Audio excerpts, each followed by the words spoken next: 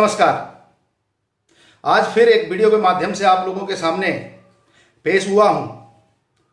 उम्मीद करूंगा आप लोग मेरी सपोर्ट करेंगे, इसी प्रकार से मेरा साथ देते रहेंगे। दोस्तों, आज आपके सामने एक खास ऐतिहासिक तथ्य रखता हूं कि हमारे देश में सेकुलरवाद के ऊपर कितना पाखंड हो रहा है।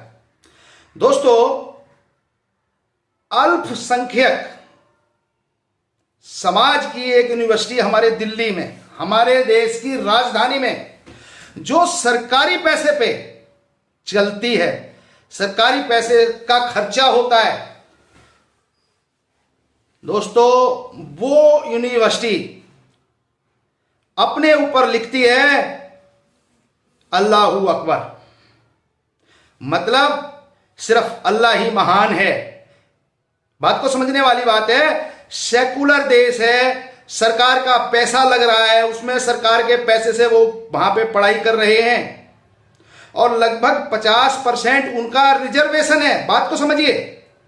उस यूनिवर्सिटी में जामिया मिलिया इस्लामिया का नाम ले रहा हूं दोस्तों, और अभी आपने देखा होगा टुकड़े टुकड़े गैंग के साथ वहां के स्टूडेंट भी शामिल रहे हैं, वहां के विद्यार्थी भी शामिल रहे हैं। ये बात आप लोग सभी जानते हैं। और जो यूनिवर्सिटी एक लोकतांत्रिक देश में सरकारी पैसे से चलती है और पलती है, वो यूनिवर्सिटी लिखती है अल्लाहू अकबर। बात को समझने वाली है कि फिर सेकुलरवाद का जो चद्दर वो सिर्फ हमें डालनी है अपने ऊपर। तुम अपने पूरी तरीके से मजहब के नियम कानून के हिसाब से चलोगे और हम सेकुलर बन जाएं। अरे भाई, जैसे आप चलोगे वैसे हम चलेंगे, जैसे वो तैसा होता है।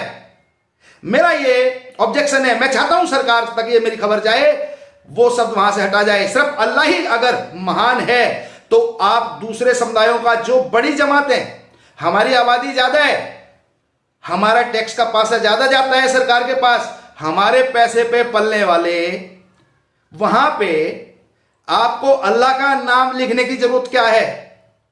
भारत सरकार का और देश के बड़े समुदाय, इनका धन्यवाद लिखना चाहिए आपको। हमें आपके अल्लाह में कोई बुराई नहीं दिख रही है, अल्लाह आपका महान होगा। लेकिन जब आप पैसा देश का, लोकतांत्रिक देश का लगा रहे हैं तो सिर्फ अल्लाह महान लिखने का आपका अधिकार नष्ट हो जाता है। और दूसरी बात, आप अल्पसंख्यक हैं कहां? आप माइनॉरिटी हैं कहां? आप लोग हिंदुस्तान की दूसरी बड़ी मेजॉरिटी कौम हैं। हमारे नेता ऐसे शब्द कभी नहीं बोलेंगे। नेताओं का लालच होता है। नेता तो पालते हैं इन लोगों को, नेता इनको सपोर्ट करते हैं वोट बैंक के लालच में, और इनको इस कारण से स्पेशल छूट मिलती रहती है और ये नाजायज फायदे उठाते हैं। अब दोस्तों, मैं अपनी हलाल के खिलाफ मुहिम की कुछ बात करूंगा। दोस्तों, हमारे देश में 1985 में एक संस्था बनाई गई सरकार के द्वारा, अपेडा, APEDA। इसकी पूरा नाम है agriculture and processed food product export development authority. 1985 में इसकी स्थापना की गई।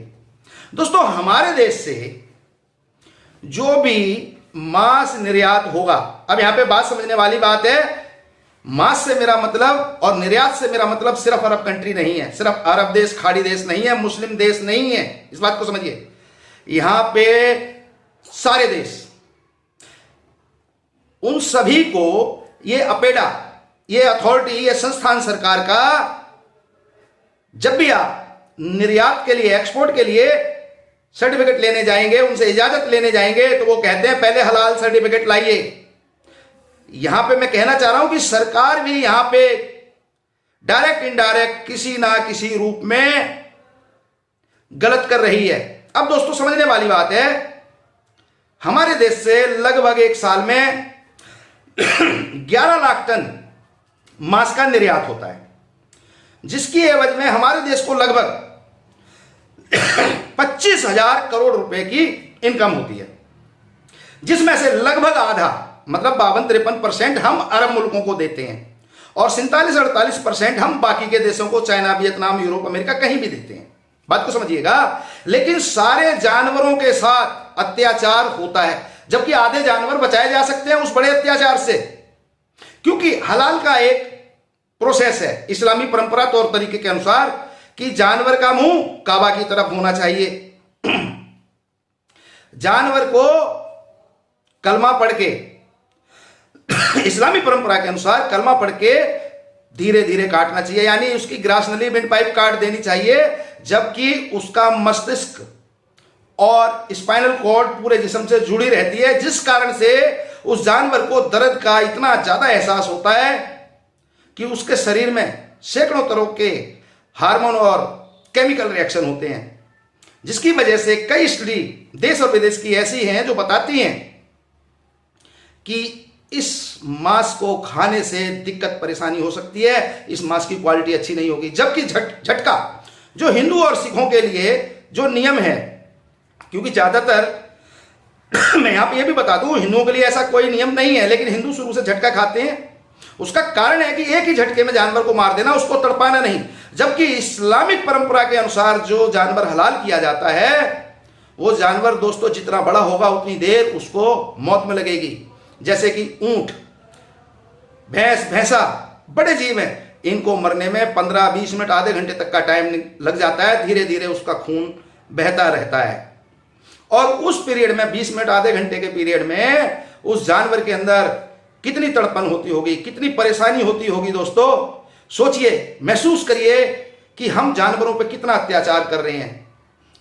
अब दोस्तों झटका में एक ही बार में गर्दन के यहां से उसके जो बार किया जाता है, उसमें उसके दिमाग से उस जानवर का संपर्क दूर हो जाता है, यानी कि दर्द हो रहा है नहीं हो रहा है, उस जानवर की सोच ही वहां पे खत्म हो जाती है। या इसको यूं समझते हैं कि जानवर सबसे कम समय में एक झटके में मृत्यु लोक को प्राप्त हो जाता है। इस बात को समझिएगा।